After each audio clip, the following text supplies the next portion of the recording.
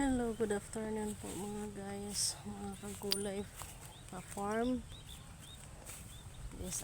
This videos po, this mag-update po sa aming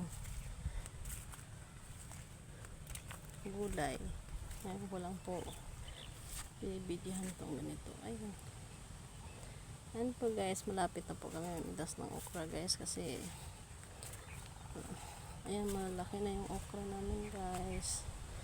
So kahit na lumanda yung pipino kasi nasa ilalim yung pipino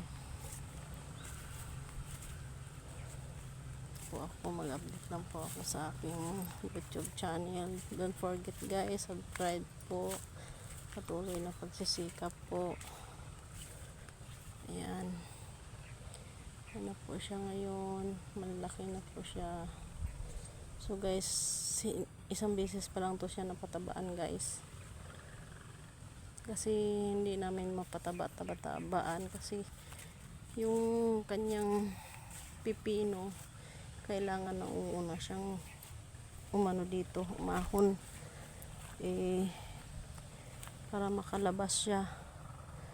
So ngayon pipino ang pinapatabaan namin kahapon.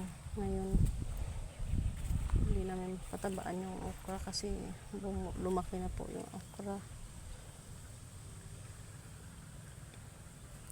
So kung sino pang hindi nakapag-update ito para makita nyo yung aming tanim, please subscribe po, like or share. Pwede po sa YouTube channel po, patuloy na pagsisikap.